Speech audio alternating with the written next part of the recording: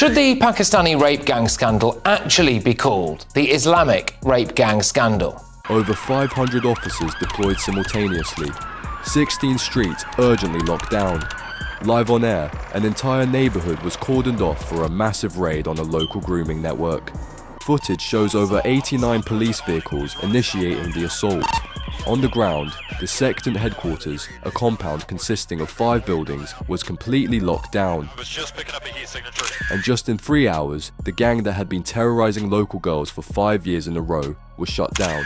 The government reported, during the operation involving 500 officers, 11 gang members were arrested, but the citizens were outraged like never before. At 5:21 p.m, locals surrounded a 3-star hotel, housing new small boat arrivals. The crowds raged. Over these 5 years, the well-known grooming gang has claimed up to 1,000 girls. But in response, more than 6 police vans arrived on the scene. That was a huge mistake. Save Our Kids, rioters launched a fierce attack. Save our kids! Starmer was accused of blatant hypocrisy and a performative police raid. Instantly, the protesters surrounded 3 police cars at once.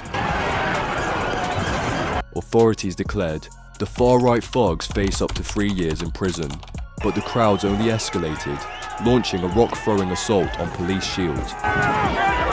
Reports from the ground indicated 37 arrests in a matter of minutes. 7 miles away, unidentified individuals carrying British flags launched an anti-migrant march. Local media immediately branded them as far-right radicals. At 5:40 p.m, a brutal assault on the police shield walls began. The response was the deployment of up to 8 elite riot units. In seconds, the rioters launched a counterattack using rocks and glass. Suddenly, opposition leader Farage joined in. While 500 officers arrested 11 gang members, hundreds of other gangs rampaged through the streets. In a few hours, hundreds of protesters from Manchester to London occupied entire neighbourhoods. At 6:30 sharp, locals reported a major police operation. Dozens of units deployed, 3 districts at once. But in just 40 seconds, police lines were breached. Attacks erupted in multiple sectors simultaneously. Over the radio, the call went out. Radicals are launching a coordinated attack on officers. Instantly, unidentified individuals in balaclavas sparked clashes. Just 20 miles away, new anonymous groups were gathering. They were no longer making demands, they were taking decisive action. At the protests, Starmer was branded the actual backer of grooming gangs.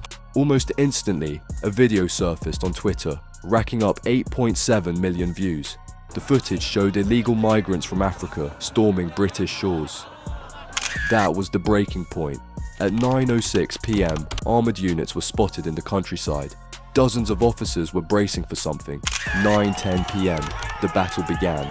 Masked individuals unleashed a barrage of glass bottles at the officers.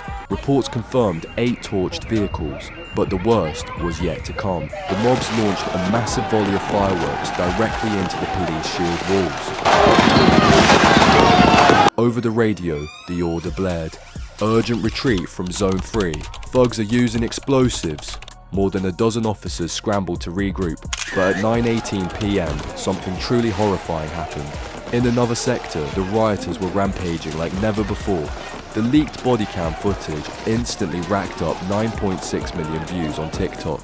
The protesters on British streets weren't some organised mafia or ordinary hooligans.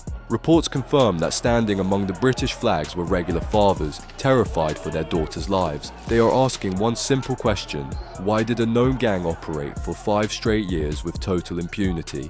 Nigel Farage is suggesting that hundreds of other gangs and cults remain in the shadows, stretching from South London to Birmingham. Think about the math. Statistically, thousands of other girls are being subjected to sexual assaults every single day. Up to 200,000 cases are logged annually, yet the analytics claim the true figures are 4 times higher. And now, the opposition is stating the truth out loud. They boldly declare that this horrific crisis of organised abuse is being systematically ignored. The grooming gang epidemic is no longer a secret, yet the establishment continues to look the other way. Nigel Farage dropped a massive bombshell on the government. He revealed a shocking directive operating under Starmer's leadership. Officially, officers are now banned from disclosing the religion of the criminals. They are strictly forbidden from mentioning the nationality of the perpetrators. The official excuse is predictable and controversial. They claim this restrict is necessary to avoid offending anyone. They argue that revealing the truth might provoke community conflicts. So, critics say, authorities protect the criminals' identities instead of protecting the public. But internal data from local police departments tells a terrifyingly different story. These leaked documents expose the exact numbers the men in power don't mention often. The statistics prove that specific demographics are committing these crimes at a staggering rate. By reports, certain nationalities are 14 times more likely to commit crimes against minors. This is not a slight margin of error. This is a targeted, systemic threat against British children. The situation inside the courtrooms is equally disturbing. Transcripts from recent hearings reveal a shocking defense strategy. Some accused gang members are literally using their cultural background as a shield. They argue that in their native countries, girls mature much faster. Right after, they claim these cultural norms supersede the British Constitution. But the most devastating revelation from the opposition exposes the police themselves. We see them mobilise hundreds of armed officers for a single raid. Nigel Farage watches them deploy dozens of tactical vehicles to secure a few blocks. All of this massive show of force is used to arrest just a dozen isolated criminals. It looks great on television and produces perfect headlines. But residents trapped in so-called urban ghettos know the dark reality. In the neighborhoods where real ethnic gangs operate, the police patrols are practically nowhere to be found. Some of them refuse to enter these territories to avoid sparking a political backlash. The numbers surrounding this crisis are absolutely chilling. Mathematically, the scale of the abuse is almost impossible to comprehend. A new sexual assault occurs somewhere in the country every single 4 minutes. Every 4 minutes, another life is completely destroyed, and the hardest pill to swallow is the futility of the current approach. While the authorities celebrate taking down the gang, the network adapts. Local community forums report the immediate formation of new syndicates. For every gang dismantled in month, 4 new ones have already taken its place. It is a hydra that the government refuses to properly fight. Farage points out that the police already have all the necessary intelligence. Law enforcement databases are filled with the names and addresses of these abusers.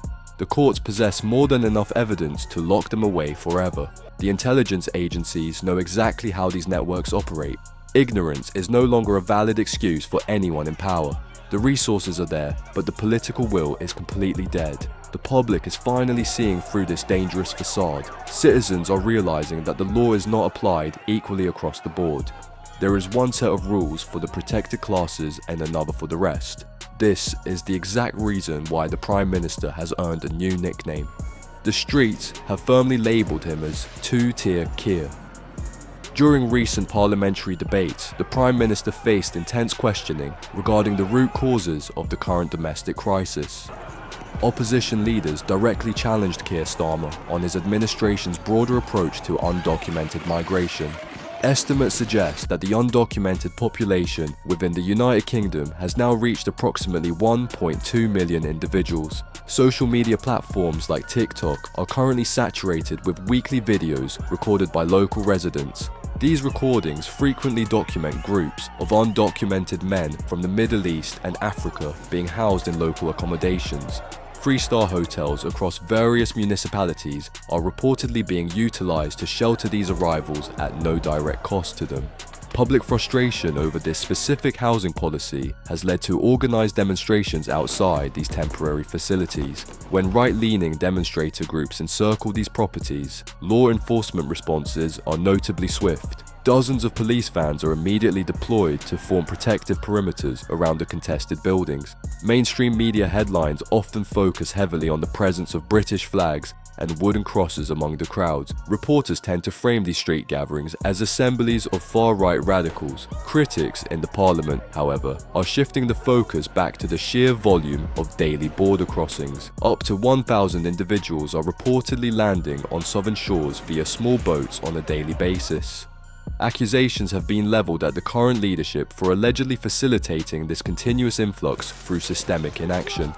Border Force personnel are reportedly operating under updated directives that restrict their tactical options at sea.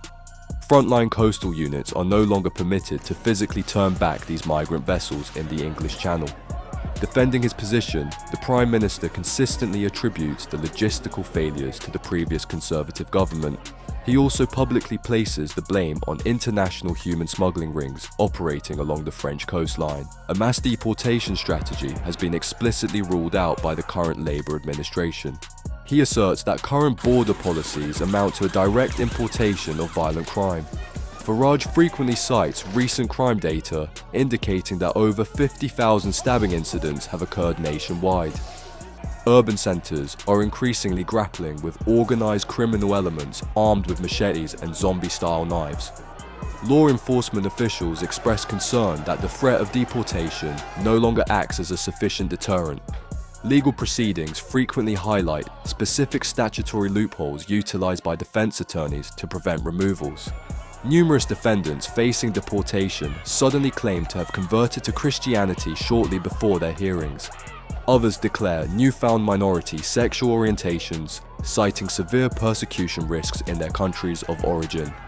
European human rights regulations strictly prohibit the expulsion of individuals to nations where they might face torture or severe punishment. Consequently, the Starmer administration strictly adheres to these international tolerance frameworks and treaties. Furthermore, the government regularly points out that returning these individuals would violate established human rights conventions. As a result of these legal maneuvers, many convicted offenders are legally permitted to remain in Britain indefinitely. Debates over these asylum claims have completely polarised the political discourse in Westminster. Conservative voices argue that the asylum system is being systematically manipulated by opportunistic legal teams. Left-leaning politicians insist that abandoning international legal commitments would damage Britain's global standing. Meanwhile, local municipalities are struggling to bear the financial burden of integrating these growing populations. Taxpayers are reportedly funding the hotel bills, legal aid, and living stipends of those awaiting processing. Such economic pressures are exacerbating the existing cost of living crisis felt by ordinary working families. Tensions continue to mount as long-standing residents feel their daily concerns are being marginalized by the state. Security professionals warn that unchecked migration coupled with rising street crime creates a volatile social environment. Official reports indicate that the backlog of asylum applications has reached unprecedented historical highs. Processing delays mean that individuals remain in temporary, state-funded limbo for years without a final decision. Judicial reviews further extend these timelines, draining resources from an already stretched legal system. Constituents are bombarding their local MPs with complaints regarding the visible decline in neighbourhood safety. Police forces find themselves caught between enforcing the law and managing delicate community relations. Strategies prioritising de-escalation over strict enforcement are being scrutinised by independent watchdogs. Transparency regarding the demographics of arrested individuals has become a highly contested political issue. Many lawmakers demand full disclosure of crime statistics categorized by immigration status and nationality. Government spokespersons decline to provide such granular data, citing community cohesion and privacy laws. This lack of statistical clarity only fuels public suspicion regarding the true scale of the crisis. Media coverage remains deeply divided, with outlets either minimizing the unrest or amplifying the most violent incidents. Finding objective data has become increasingly difficult for voters trying to understand the reality of the situation. Parliament seems gridlocked, incapable of passing legislation that would fundamentally alter the current trajectory.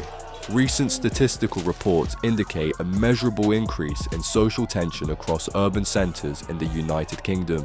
The data confirms a steady upward trajectory in specific categories of street-level offences over the past fiscal year. Consequently, public demonstrations have become increasingly common in major metropolitan areas.